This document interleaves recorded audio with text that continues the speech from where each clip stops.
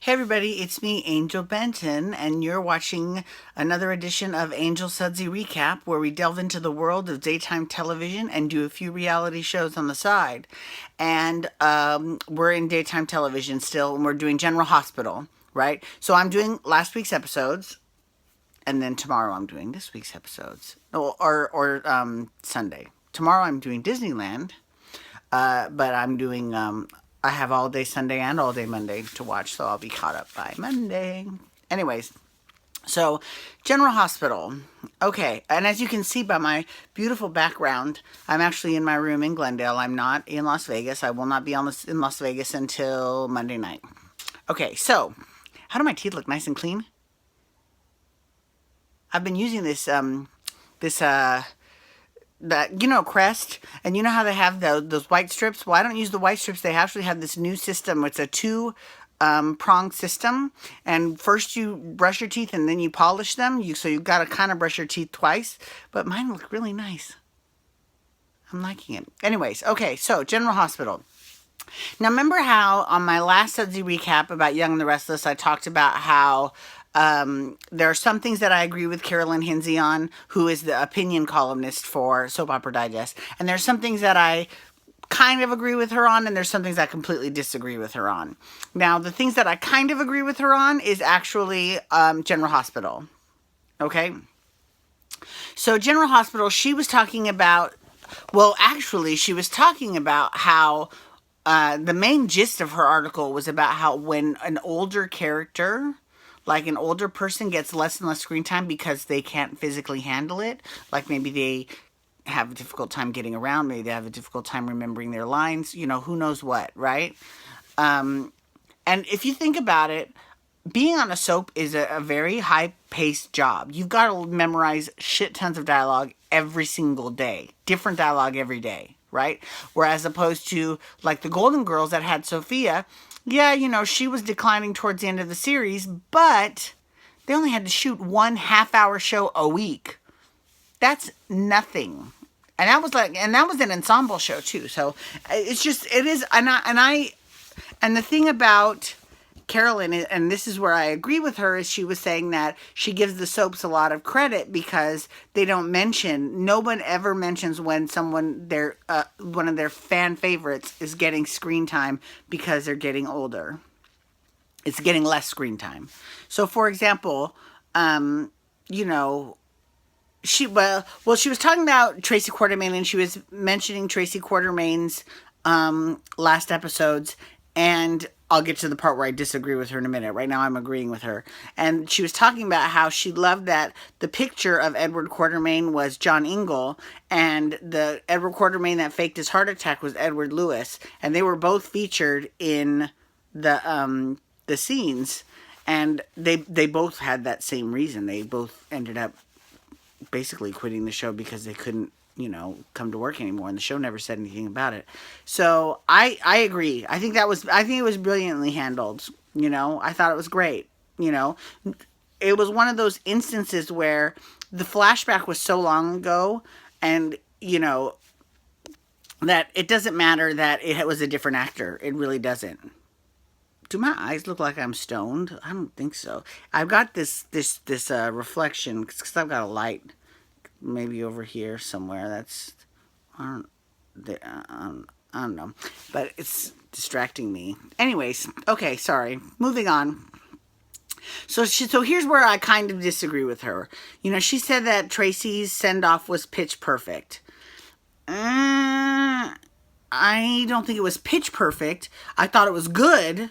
I thought there were parts of it that were brilliant, and we do agree that the best part of her goodbye was the Friday before her goodbye, when she had her imaginary scene of the people versus, no, it was Life versus Tracy Quartermain, and Sunny was the judge. Okay, with Sunny as the judge, they found footage of her going after Sunny, and this footage had to have at least been from 20 years ago, and it was genius. So kudos to the writing staff, and kudos to the staff that had to, find that footage, because they did a great job. They were both so young, and they both it was incredible. And Sonny was like, wow, I totally forgot about that. I forgot about that too.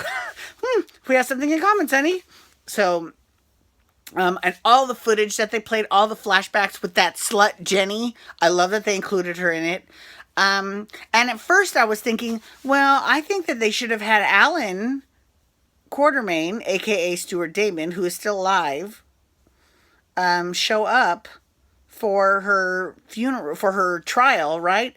But then I think about it, he's kind of old, and maybe he's got the same, like maybe he can't physically come. And so come to work. He can't physically come to work. I really need to stress that. That's what I meant. He can't come to work. So in that part, I agree with her. I do think it was drawn out a little bit, though. And that is weird coming from me, because I'm always saying, yeah, that storyline was kind of shoved down our throats real quick. But with Tracy, she's been on the show for 20 years. And there were just certain aspects of the storyline which I thought could have been taken out. I'm sorry, but I really don't think we needed that, as she called her, a Kim Kardashian lookalike. But that is mean to the poor actress. And from Turkey, I don't think Samira was necessary to the story at all. I thought they could have done without her. And also, like, I get that she was there to make Ned look all smart and like he is the brains of the operation, and that's why he's changing his name to Quartermain. She'll never have to hear the word Ashton again, blah, blah, blah. But I think that both Larry Ashton and Samira could have been gone. She could have found that painting and the letters from her father, and then that would have been it. And then she goes to the crypt, gets bonked on the head by AJ Stone, or his plaque, and then has the dream, wakes up, and decides she's going to do something with her life. That whole Samira shit was it was the worst. I thought it was. And then here's the other part I disagree. At the very end, they showed Luke Spencer, who was the love of her life. But he didn't even say anything, right? So first of all, how do we as an audience know that that's actually Luke Spencer without hearing him talk? It could be someone else. Remember that he also played Bill Eckert, who died in front of his face. But also, you know what I'm saying? Like, so who's to say there isn't some other doppelganger out there somewhere, right? I thought that was a very foolish use of Anthony Geary coming. I mean, Anthony Geary is a great and wonderful actor. And that is one of the problems with being a super couple. Because she acted like the great love of her life was Luke Spencer. I'm sorry. I know I'm going to be disagreeing with Carolyn on this, but I will always think of Luke and Laura. Because how many people tuned in to see Tracy's wedding to Luke? Not that many. How many people tuned in to see Luke and Laura's wedding? Millions. In fact, to this day, 35 years later, it is still the number one event that has happened on daytime television. Nothing has come close to getting the ratings of Luke and Laura's wedding. And I watched that wedding too. So I will always in my mind think of Luke and Laura, right? And that's very difficult for anyone in a super couple, right? So on General Hospital, it's Luke and Laura. So even though Luke's now gone, I don't picture him with Tracy. I always picture him with Laura. And with Laura, it's real difficult to picture him with Kevin because I always picture her with Luke. Plus, Kevin has that long history with Lucy that, they were so cute together. But anyways, and on other shows, like on Days of Our Lives, like Hope, the other half of that super couple, Hope is having a difficult time because no one else is warming up to Rafe as much as they did to Bo. And everyone always wants John and Marlena on the show, and it's like, I mean, Marlena's not that bad, but John is, okay, we'll talk about that on Days of Our Lives tomorrow. Anyways, General Hospital this past week, I gotta get to at least, so I agree and I disagree with Carolyn Hinsey about General Hospital. And then when I do Days of Our Lives on Friday, or for the Friday show, I'll be talking about how I disagree with her completely about Days. Okay, moving on. So this past week on General Hospital, this is what happened on General Hospital, okay? So, first of all, Nina and Valentine broke up. The big reveal, actually, was that it wasn't Anna these past couple months, it's actually been Anna's twin sister, Alex. And it wasn't Anna that betrayed Valentine with the whole chimera bullshit. It was actually Alex that did that. So that I thought was that I was not expecting. I was expecting the twins because I know about Alex because I watched all my children.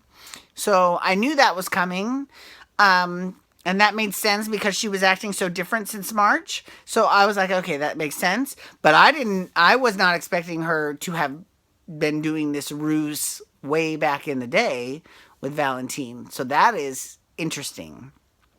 Valentine hasn't found out yet about the twins, but Alex has she was just arrested and Anna's now questioning her. And you know, I'll be very curious to see how that turns out because that is it's very interesting. And Robin and Emma are back in town for the nurses' ball, which is coming up. I'm so excited for the nurses' ball. I love the nurses' ball every year. I really do. I have lots of ideas for the nurses' ball and like the acts that people do, but some of them would involve some people and this is what inspired me to think about the nurses' ball. And I'll tell you what inspired me, the Daytime Emmys. Because they had all these people from all these soaps working together. It would be nice, because ABC is in such a bubble, it would be nice if someone from Young and the Restless or Bold and Beautiful crossed over to Days for one episode or a couple episodes. It wouldn't be that big of a deal because they're both owned by Sony, even though they're on different networks. But ABC is owned by Disney. It's not owned by any of the others. None of the other people can cross. I mean, I think that's kind of unfortunate. So, but whatever. It is what it is. So next week is the nurses' ball. And then Nina and Valentine broke up over Anna. And that's pretty much, and then Lulu is kind of making inroads with Charlotte. And so is Griffin. And Hayden and Finn have basically caught Brad, but it was actually Obrecht was the one who was tampering with the test. You knew it was one of those two. I mean, really. Brad's just the bigger asshole about it. Anyways, thank you so much for logging on today. I do appreciate it. Please feel free to follow me on Twitter and Instagram at Angel Benton. You can hashtag GH to talk General Hospital. You can also hashtag Amazing Race to talk Amazing Race. I've got 2 episodes of Amazing Race left. And then after that, you can hit that little subscribe button on YouTube. Okay, thank you so much, everyone. You all have a wonderful night. I will talk to you soon. Peace out. Wubba, wubba, wubba.